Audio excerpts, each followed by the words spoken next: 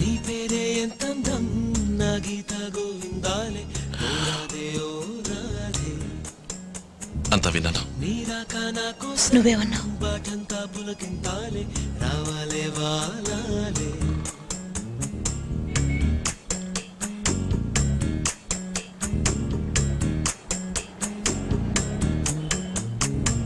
నీ పేరే ఎంతందం నా గీత గోవిందాలే ఊరికొస్తావా?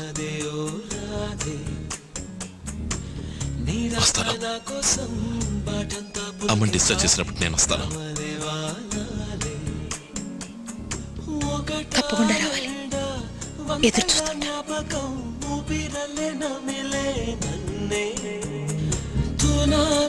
కలై పడిపోయే వేళల్లో ఎదురే వస్తే చాలే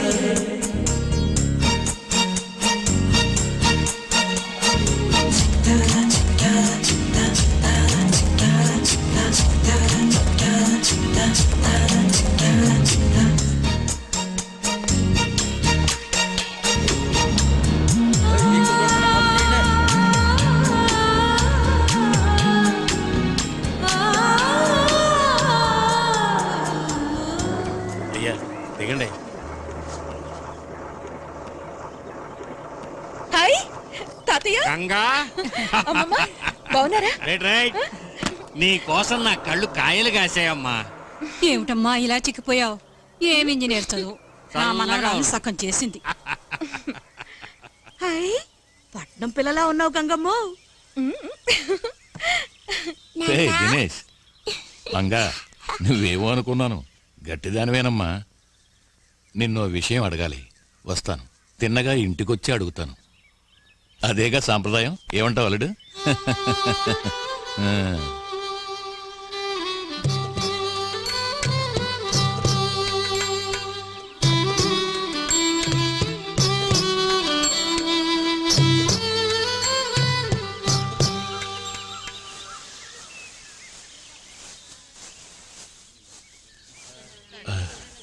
అంతా మన మంచికే అనుకునేవాణ్ణి. కానీ నా తలరాత ఎటు చూసినా చొక్కెదురవుతోంది. పెద్ద మనిషి, ఆదరించిన మనిషి అని నిన్ను అడగకుండా సంబంధం మాట్లాడాను. అది కత్తుల దాకా వెళ్ళి కోర్టుకెక్కింది. ఇప్పుడు ఎంతైనా అయిన సంబంధం కదా అని మీ బావని అడిగాను, నా కూతుర్ని పెళ్లి చేసుకుంటావా అని. అతను వేరే అమ్మాయిని చూసుకున్నాడట. నిన్ను అడగకుండా నేను ఈ సంబంధాలు చూశాను కదా, అందుకే ఈ శిక్షేమో. మొదటి సంబంధమే మంచి సంబంధం. గంగా ఏమన్నావు? ఏమనలేదే. అన్నావు? లేదు. నీలో నువ్వే ఏదో అనుకున్నావు. మొదటి సంబంధమే మంచి సంబంధం అనేదో.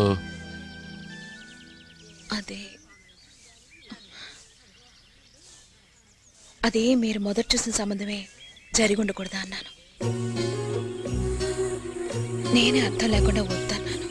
నాది కూడా తప్పే. ఆ అబ్బాయి నీకు నచ్చాడా?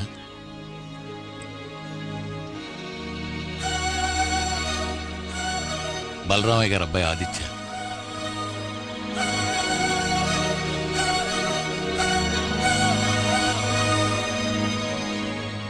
ఈ విషయం నాకు ఎందుకు చెప్పలేదు?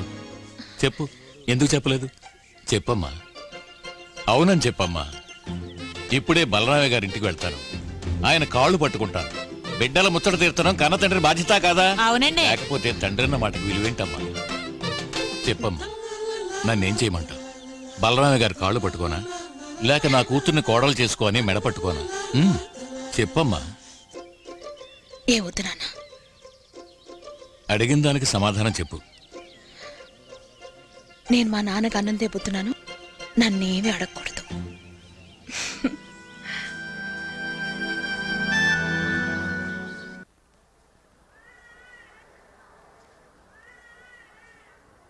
నాన్న, వెంకమ్మాయ కూతుర్ని ఆ పీటీ మాస్టర్కి ఇచ్చి రెండో పెళ్లి చేయబోతున్నారు. వాడు పీటీ మాస్టర్కి ఇచ్చుకొని బ్యాండ్ మాస్టర్కి ఇచ్చుకొని మనకేదా? మనం అంత తేలిగ్గా వదులుకోకూడదు.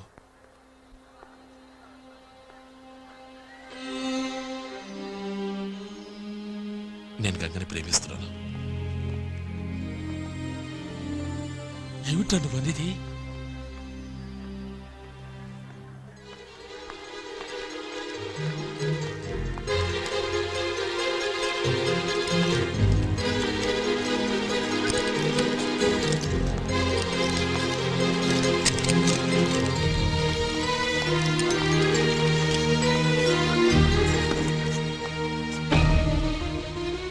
రోజు జరిగింది మర్చిపోయావురా నువ్వు? నన్ను కత్తితో పడటానికి వచ్చాడే సామి కనుక అడ్డు రాలేదంటే ఆ రోజు మీ అమ్మ తాళి దిగుండేది. నువ్వు అన్నత పక్షి లాగేవాడు. మర్చిపోయి మాట్లాడుతున్నావు. అసలు ఆ గొడవ మొదలు పెట్టింది మనమేగా. ఆ వెంకటపతి ఎవరు? నా చేతి ముచ్చి తిని బతికినవాడు. ఇవాళ వాడి కూతురుకు వస్తుందని వాడిని ముష్టడకు పట్టావా? నాన్న, మీకు మీ గౌరవమే ముఖ్యమా లేక మీ అబ్బాయి జీవితం ముఖ్యమా? గౌరవేరా, మరే నాకు అక్కర్లేదు. చస్తాను కానీ గౌరవం అని మాత్రం వదులుకో. మాట్లాడొచ్చు.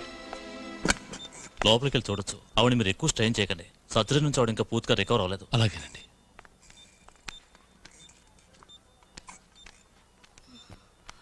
ఏంటి బయట తండ్రి కొడుకులిద్దరు నేను బతికుండగానే వాడిని తిడుతున్నారే. నేను చచ్చిపోతే ఎక్కడికే నువ్వు పోయేది? నాన్న వల్లేనమ్మా. నువ్వు ఆశపడుతున్నావట. ఆ వెంకమ్మాయి కూతురు గంగలేదు, ఆ అమ్మాయిని నేను చేసుకోవాలట చెప్తున్నారు. ప్రాణం పోయినా నేను పెళ్లి చేసుకున్నానుగా. అదేంట్రా? కత్తితో నాన్నను పొడవడానికి వస్తే అవునా? మా కోసమైనా అదే ఆయన అన్నారు. నేను గౌరవం ముఖ్యమని అన్నాను కదా. ప్రాణం పోయినా సరే అమ్మాయి నేను పెళ్లి చేసుకోనని పోట్లాడుతున్నాను. ఇందులోనే నువ్వు పసిగట్టేశావు. పోరా, నీ ఇష్టం వచ్చినట్టు చేసుకో.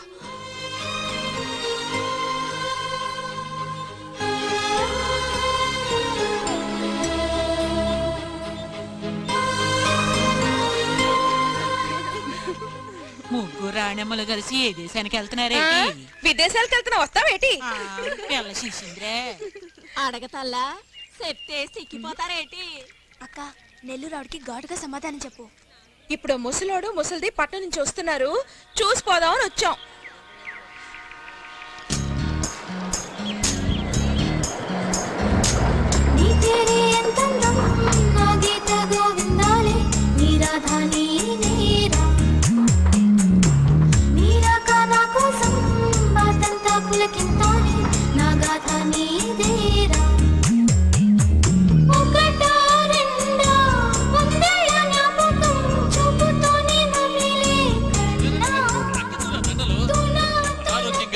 ఆరోగ్యంతో తిరిగి వచ్చింది చదువు. అనకమయ్యండి పోతుంట నాకెందుకు? సరే నాకే, నేను వేసుకుంటాను. డాక్టర్ రేటు రాలేదా? ఆయన ఆసుపత్రిలో ఉన్నారు. డ్యూటీలో వెళ్ళి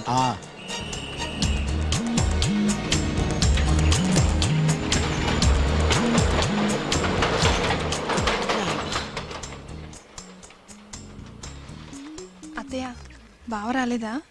వాడు రాడు. తండ్రి కొడుకులిద్దరి మధ్య మాటా పెరిగి గొడవ దాకా పోయింది. అంతా నీ గురించి. వాళ్ళ నాన్న ఎంతగానో చెప్పారు, ఆగిపోయిన పెళ్లి జరిపిద్దామని. వాడు చేసుకోనన్నాడు. కావాలంటే మీరు గౌరవాన్ని వదులుకోవచ్చు, అది నా వల్ల కాదు, నా నిర్ణయానికి తిరుగులేదని తేల్చి పారేశాడు. ఇక ఈ పెళ్లి గురించి బలవంతం చెయ్యొద్దన్నాడు. పెళ్లి గిళ్ళి అని ఇంకోసారి మాట్లాడితే నన్ను మర్చిపోవాల్సి వస్తుందని బెదిరించాడమ్మా.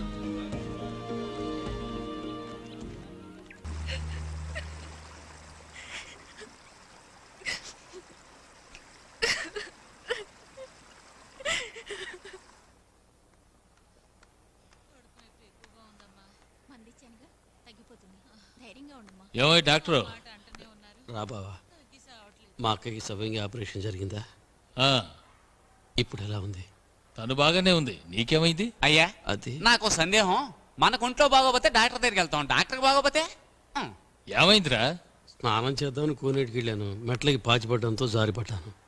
అయ్యా, మన మెట్లకు పైదాకా నీళ్ళు వచ్చి 10 సంవత్సరాల పైన అయింది. అదే కదా, వీడు అబద్ధం ఆడుతున్నాడేంటి? అదేం కాదు బాబా, తుమ్మల తోపు దగ్గర ముగ్గురు కలిసి తప్పదాకి నన్ను చేత కొట్టి ఒంటి మీద ఉన్నవన్నీ కొట్టేశారు. మరి మెడలో ఉన్న సీన్ ఏంటి? నువ్వు వాళ్ళ దగ్గర కొట్టేసిందా? ఏమిట్రా ఈ కథలో? కథ కాదు, టౌన్లో క్లబ్కి వెళ్ళి ప్యాకాట్ ఆడాను. అలవాటు ప్రకారం 2 ముక్కలు తీసి దాచిపెట్టాను. అది కనిపెట్టి నేనేదో పెద్ద హత్య చేసినట్టుగా 10 మంది కలిసి నన్ను చావు కొట్టేశారు. ఆ పెళ్లి రోజు ఆటలో సీటు ముక్కలు దాచింది నోరుమీరా. అందుకే ఆనాడు తప్పు చేసి నేనే చెప్పడానికి వస్తే నువ్వు నన్ను అసలు మాట్లాడిచ్చావా? నీకేం తెలియదు, నువ్వు నోరు మూసుకొని నా నోరు నొక్కేశావు. ఏమిట్రా నువ్వనేది? మరి పెళ్లి రోజు నాడు సీట్లు దాచింది నువ్వా? నీ వల్లే అతని మీద నిందపడింది, నీ వల్లే ఆ పెళ్లి ఆగిపోయింది. పాపం ఆ వెంకటపతి మీద రే అటువంటి మర్యాదస్తుని అవమానించాను కదరా. బావా నోర్మీరా, మళ్ళీ నీ నోటితో నన్ను బావా అన్నావంటే నాలుగు చీల్చి పారేస్తాను. నీ చావనన్నా చేస్తాను కానీ నీ చేతుల మీదుగా మాత్రం మందు వేసుకోండి. అయ్యో బావా, అంత మాటానికి బావా. బావా కావాలంటే ఆ వెంకయ్య గారిని పట్టుకుని నేను క్షమించమని అడుగుతాను బావా. గంగా, నా గురించి ఆలోచించుకు.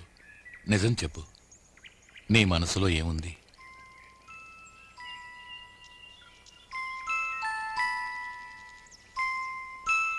నేనెన్నో చెయ్యాలి.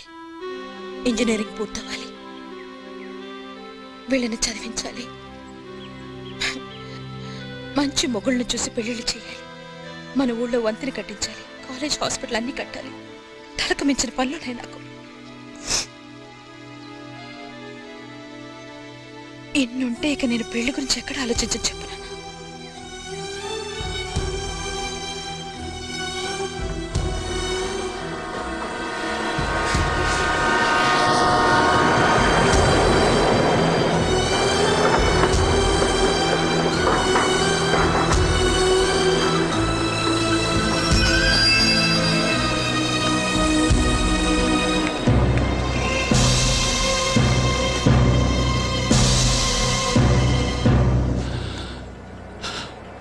క్షమించరా,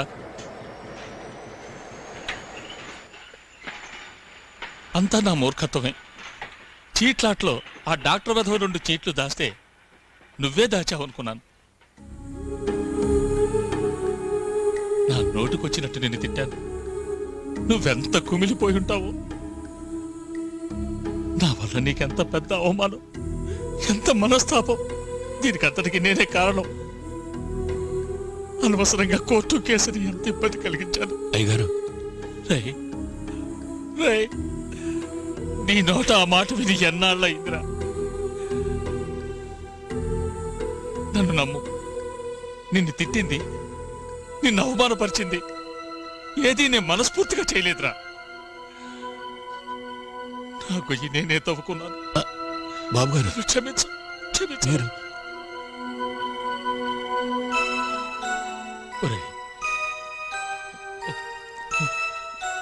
నీ కూతుర్ని నా కోడలు చేస్తావు కదూ? చేస్తావు కదూ? చెప్పరా, చేస్తావు కదూ?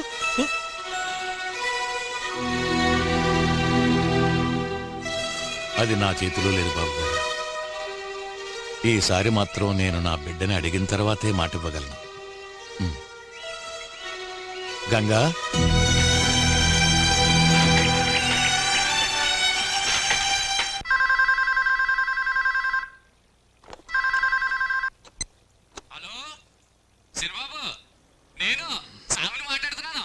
చెప్పు స్వామి, అమ్మకి ఎలా ఉంది? అమ్మ ఆరోగ్యం బాగానే ఉందయ్యా, కానీ ఊళ్ళోనే మనం ఊహించడం ఎన్నో జరిగాయి. మన అయ్యగారును వెంకటపతి గారును జరిగింది మర్చిపోయి కలిసిపోయారు. మన గంగకి ఆ డ్రిల్ మాస్టర్ పెళ్లి జరగడం లేదు, అది ఒట్టి పుకారంతే. మీ ఇద్దరు పెళ్లి కోసం అయ్యగారు అన్ని ఏర్పాట్లు చేసేస్తున్నారు.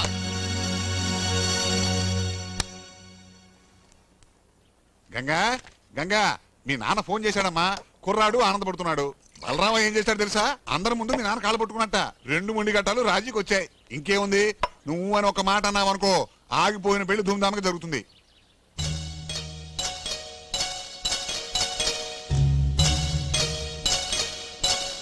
గంగా, నీ ఉద్దేశం ఏమిటో చెప్పమ్మా.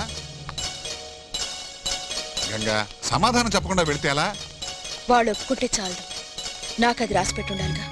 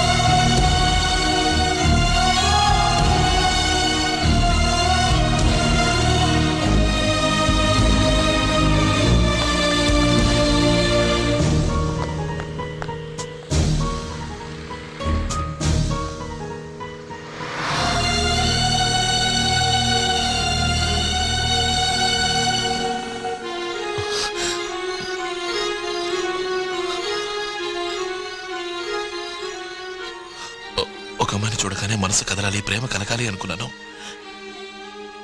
అనుక్షణం తన వెంటే తిరగాలని ఆశపడ్డాను. తను లేకుంటే నేను లేననుకోవాలి. తను కాక ఈ లోకంలో నాకెవరూ లేరనుకోవాలి. తన కోసం ప్రాణమైనా ఇవ్వాలి. ఆ కళ ఇప్పుడు నిజమైంది.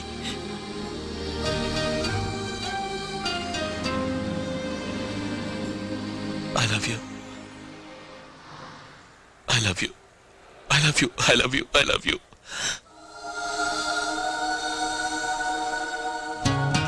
సమాధానం చెప్పవా?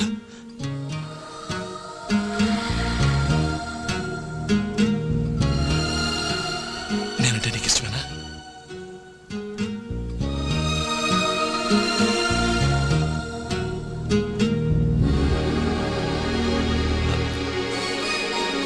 నీ మనసులో ఉన్నది చెప్పు. చెప్పు.